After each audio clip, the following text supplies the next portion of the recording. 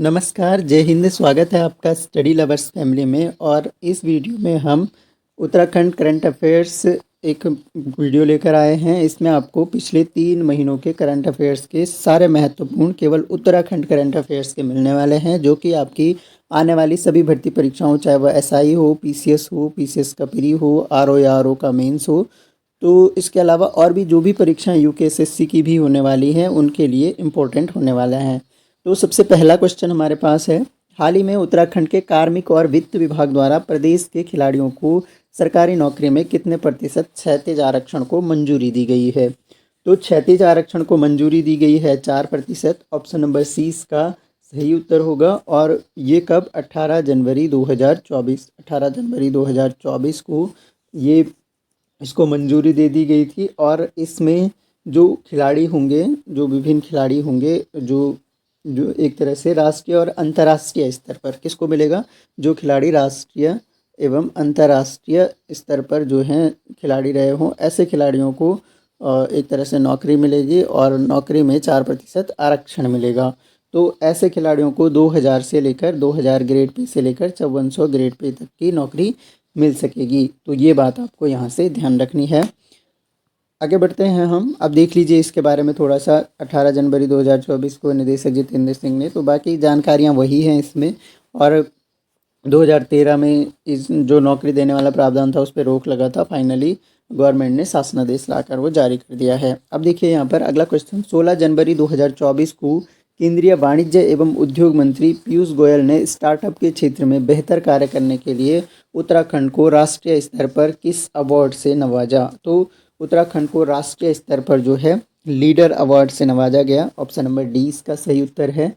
तो राष्ट्रीय स्तर पर लीडर अवार्ड दिया गया है। क्यों दिया गया है? तो ये स्टार्टअप के क्षेत्र में दिया गया है। स्टार्टअप के क्षेत्र में बेहतर कार्य करने के लिए उत्तराखंड को लीडर अवार्ड दिया गया है। वर्तमान में उत्तराखंड में 160 जो स्टार्टअप हैं, यानी राज्य से मान्यता प्राप्त 160 स्टार्टअप हैं उत्तराखंड में वर्तमान में। तो ये यहाँ से आपको ध्यान रखना है।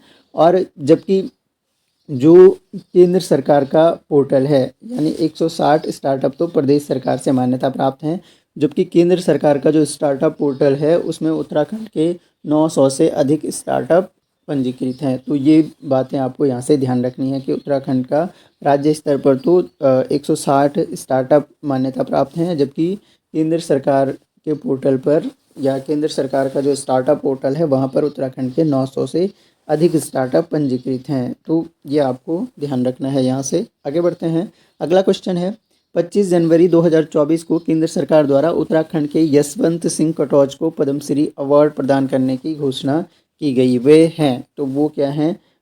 ये प्रसिद्ध इतिहासकार हैं यशवंत सिंह कटौच। तो ये आपको ध्यान रखना है। और यशवंत सिंह कटौच की बात की जाए तो ये क्या 2024 के जो पद्म अवार्ड हैं, इनमें इनको पद्मश्री अवार्ड मिला है 2024 के। और 2024 के अवार्ड के बारे में एक चीज़ आप जरूर ध्यान रखिएगा, कुल 132 हस्तियों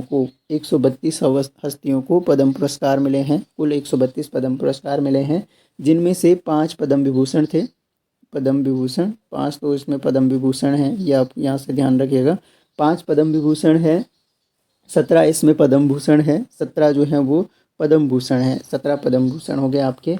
और बाकी 100 कितने बचे? 110 जो हैं वो आपके पद्मश्री हैं। तो 110 पद्मश्री हैं। ये थे इतिहासकार, यहाँ से आपको ध्यान रखना है। तो कुल 132 अवार्ड मिले, जिसमें से 132 अवार्ड में से 5 पद्म भूषण हो गए, प्लस आपके 17 जो हैं पद्म 17 पद्म भूषण हो गए, 5 पद्म विभूषण हो गए, और 110 जो हैं आपके ये पद्मश्री हो गए। तो कुल मिलाकर ये 132 अवार्ड हो गए। तो यहाँ से आपको ये चीज़ें ध्यान रखनी है। और यशवंत सिंह कटौच की अगर थोड़ी सी बात कर लें तो यशवंत सिंह कटौच जो हैं प्रसिद्ध इतिहासकार हैं, और ये पौड़ी गढ़वाल के निवासी हैं। ये पौड़ी गढ़वाल के निवासी हैं। 10 से ज़्यादा किताबें लिखी हैं इन्होंने, 10 से ज़्यादा किताबें और 50 से अधिक इनके शोध पत्र, जो रिसर्च पेपर हैं, वो पब्लिश हो चुके हैं। तो ये भी बातें आपको इनकी ध्यान रखनी है। उत्तराखंड का नवीन इतिहास, आपने जब आप उत्तराखंड की तैयारी करते हैं तो आपने पढ़ी होगी, इनकी फेमस बुक है उत्तराखंड का नवीन इतिहास। तो वहाँ पर उत्तराखंड के इतिहास के बारे में बारीकी से जानकारी मिलती है। चलिए आगे बढ़ते हैं। अगला क्वेश्चन, हाल ही में उत्तराखंड सरकार द्वारा बाल श्रम और बाल विवाह से मुक्ति एवं संरक्षण के लिए कौन सा सेंटर बनाने का आदेश जारी किया गया है। तो कौन सा सेंटर एक तरह से जो बाल श्रम और बाल विवाह मुक्ति के लिए बनाया जाएगा, उस सेंटर का नाम हमें यहाँ पर बताना है। तो इस सेंटर का जो नाम है वो होगा राज्य स्तरीय रिसोर्स सेंटर या राजकीय रिसोर्स सेंटर इसका नाम होगा।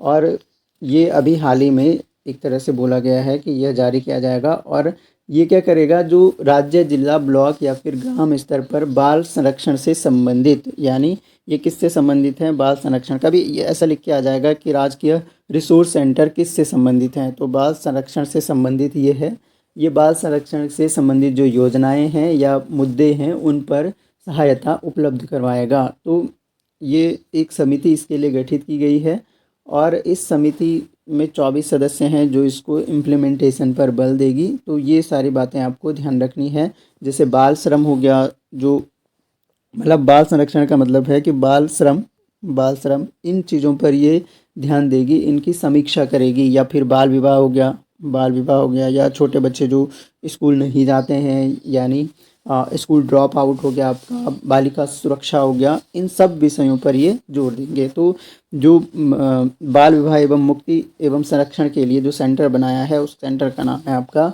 राजकीय रिसोर्स सेंटर। तो ये आपको यहाँ से ध्यान रखनी है बातें। अगला क्वेश्चन हम देखते हैं। अगला है हमारे पास 9 जनवरी 2024 को राष्ट्रपति द्रौपदी मुर्मू ने पर्वतारोहण के क्षेत्र में विशेष उपलब्धियां हासिल करने वाली उत्तरकाशी जिले की दिवंगत पर्वतारोही सविता कंसवाल को मरणोपरांत किस अवार्ड से सम्मानित किया गया। तो आपको पता ही है, सही आंसर है आपका Tenzing Norgay national adventure award. सही आंसर इसका हो जाएगा Tenzing Norgay national adventure award इनको दिया गया था। और ये कब, 9 जनवरी 2024 को दिया गया। तो क्योंकि जो आपकी सविता कंसवाल है, हमारी सविता कंसवाल जो हैं एक एवलांच में मारी गई थी और इस वजह से, और ये पर्वतारोही रही हैं, एवरेस्टर ये हैं, और इन्होंने बहुत बेहतरीन एक तरह से रिकॉर्ड्स इन्होंने बनाए। तो इस वजह से इनको Tenzing Norgay national adventure award दिया गया है। तो ये उत्तरकाशी ज़िले की रहने वाली हैं, ये आपको यहाँ से ध्यान रखनी है। और इन्होंने क्या क्या किया था, इन्होंने एक तो माउंट एवरेस्ट फतेह किया है इन्होंने। दूसरा, इन्होंने जो है माउंट मकालू भी इन्होंने जैसे माउंट मकालू पर भी ये आरोहण कर चुकी हैं। और माउंट एवरेस्ट और माउंट मकालू और माउंट एवरेस्ट 16 दिन के अंदर दोनों पर चढ़ाई करने वाली ये देश की पहली महिला बनी थी। तो ये आपको यहाँ से ध्यान रखना है। और जो एक अभी लॉन्च जो आया था वहाँ पर 29 सदस्यों पर्वतारोही की टीम थी जिसमें सविता कंसवाल जी की भी मौत हो गई थी। तो Tenzing Norgay national adventure award आपको यहाँ से ध्यान रखना है।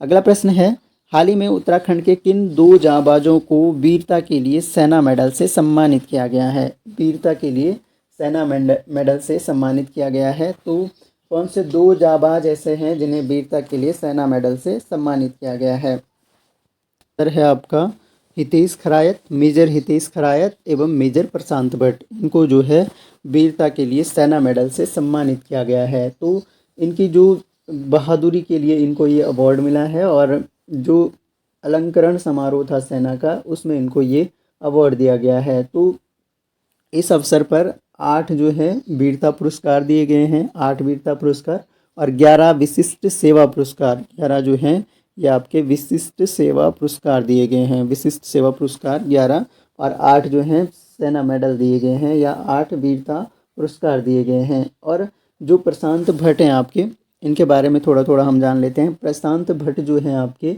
इनको जो 2022 में इन्होंने अनंतनाग ज़िला है एक, वहाँ पर जंगली इलाके में आतंकवादियों के खिलाफ उन्होंने एक तरह से आतंकवादियों के खिलाफ इन्होंने ऑपरेशन चलाया था और उसी कारण इन्हें यह अवार्ड सेना मेडल वीरता से संबंधित जो है सम्मानित किया गया है। तो इनका कार्य यहाँ पर आपको ध्यान रखना है कि प्रशांत भट्ट ने अनंतनाग ज़िले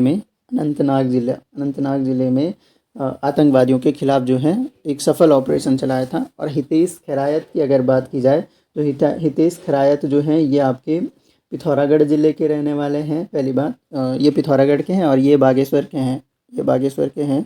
यानी ये भटजी तो बागेश्वर के हैं और हितेश खरायत जी हैं जो हैं आपके पिथौरागढ़ के। तो हितेश खरायत जी ने को भी क्यों मिला है कि 2022 में ही जो आपका JNK है, जम्मू कश्मीर में इन्होंने आतंकवादी गतिविधियों का जो एक तरह से दल था उसको रोकने के लिए या फिर आतंकवादी घटनाओं को रोकने के लिए, और 2 आतंकवादियों को इन्होंने मार गिराया था और एक आतंकवादी को जिंदा पकड़ा था। तो इसलिए इन दोनों को सेना मेडल से सम्मानित किया गया है, और सेना मेडल किससे संबंधित, वीरता का सेना मेडल इनको दिया गया है। तो हितेश खरायत और प्रशांत भट्ट आपको यहाँ से ध्यान रखने हैं।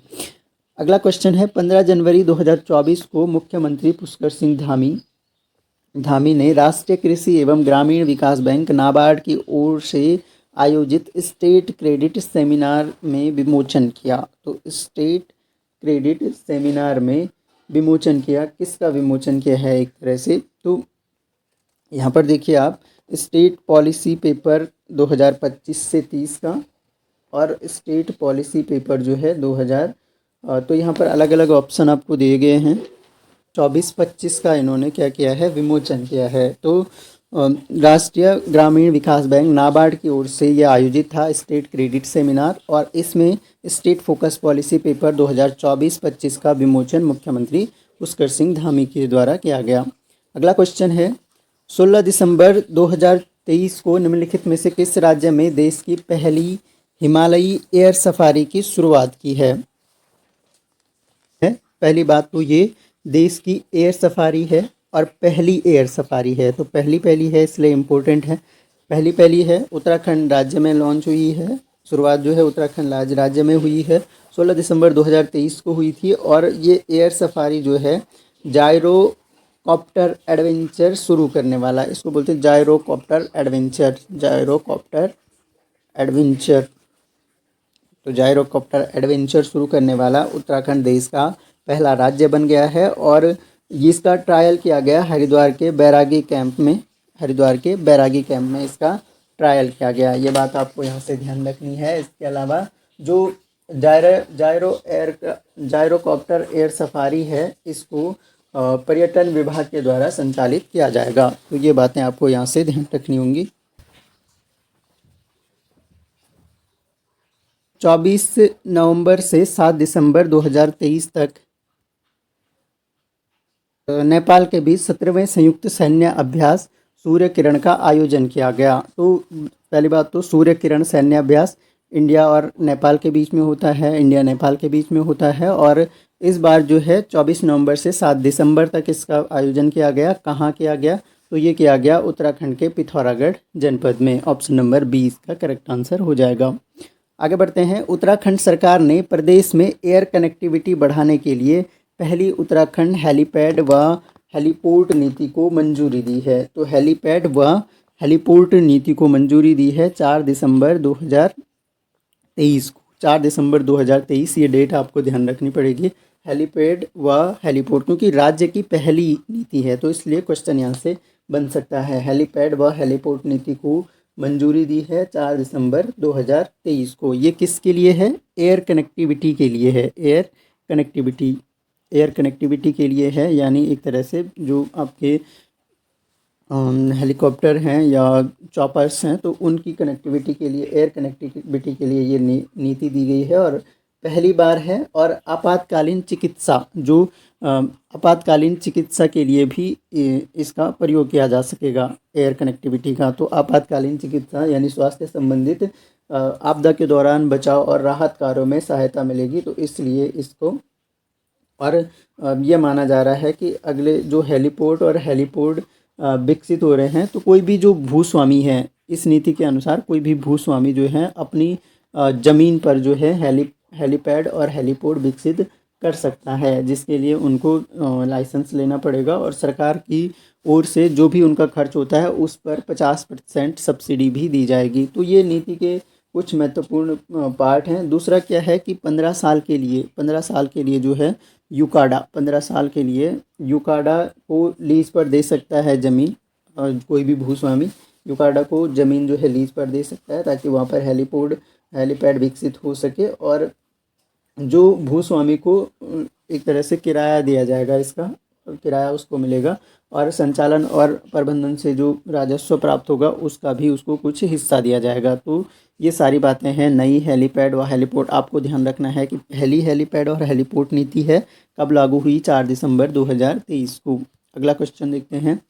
4 दिसंबर 2023 को कौन सा राज्य देश का पहला राज्य बन गया जिसे एक दिन में 18 उत्पादों पर जीआई टैग प्राप्त हुए? तो 18 उत्पादों पर जीआई टैग एक साथ प्राप्त हुए हैं उत्तराखंड को। तो ये अभी तक हिस्ट्री है कि एक साथ 18 उत्पादों को आज तक किसी भी राज्य को जीआई टैग नहीं मिला था, लेकिन 18 टैगों को एक साथ जीआई टैग मिलने के बाद अब उत्तराखंड के कुल जो जीआई टैग हो गए वो हो गए 27 जीआई टैग। तो ये यहाँ से आपको ध्यान रखना है इंपॉर्टेंट चीज़।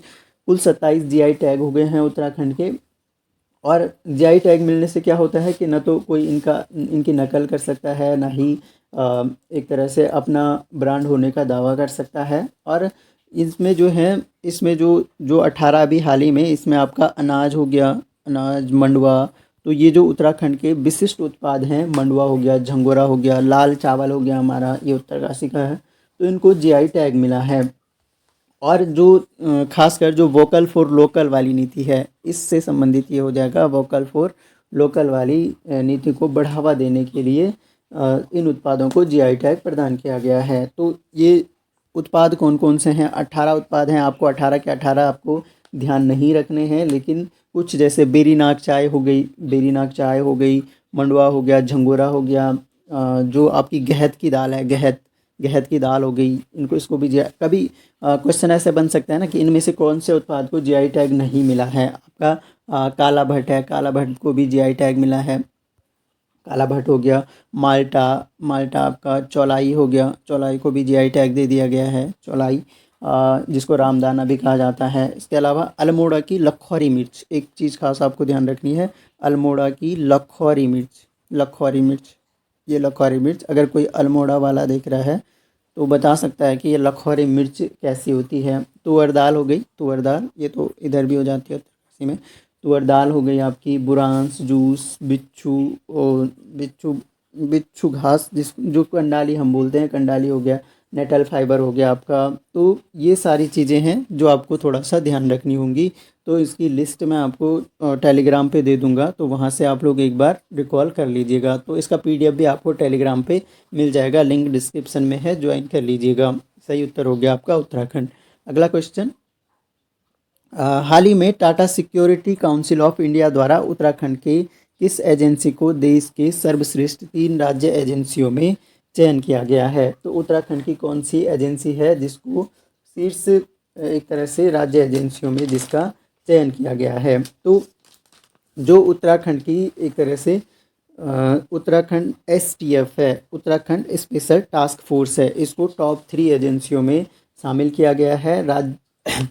3 राज्य एजेंसियों का चयन किया गया है इसमें, मतलब 40 विभिन्न राज्यों की, और 3 राज्य एजेंसियों का इसमें चयन किया गया है, जिसमें क्षमता निर्माण की उत्कृष्टता श्रेणी में उत्तराखंड एसटीएफ का चयन हुआ है। जो आपका एक तरह से ये किस पर काम कर रही है कि खासकर साइबर मामलों के लिए है, जैसे साइबर ठगी होती है या साइबर हैकिंग होती है, तो उनको रोकने के लिए जो प्रयास किए गए हैं उसके लिए उत्तराखंड एसटीएफ को ये अवार्ड दिया गया है, यानी टॉप 3 साइबर इकाइयों के रूप में चुनी गई है। Top 3 cyber, data security council of India द्वारा। किसने दिया है? ये data security council of India के द्वारा। और इनको इसलिए देश की सर्वश्रेष्ठ 3 राज्य एजेंसियों में चयन किया गया है। किससे संबंधित है? साइबर एजेंसी ये है एक तरह से, और साइबर ठगी हो गया, साइबर अपराध हो गए, जो आपके साइबर हैकिंग होती है उनसे रिलेटेड ये जो है उसके लिए बचाव का कार्य करती है। तो उत्तराखंड स्पेशल टास्क फोर्स।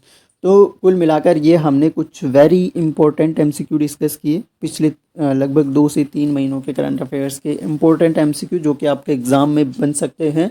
तो आई होप आपको क्लास पसंद आई होगी। पसंद आता है तो वीडियो को अपने दोस्तों तक शेयर करें जो कि उत्तराखंड भर्ती परीक्षाओं की तैयारी कर रहे हैं, ताकि उनको भी इस वीडियो का फ़ायदा मिल सके। तो thanks a lot for listening. मिलते हैं नेक्स्ट वीडियो में, तब तक के लिए जय हिंद।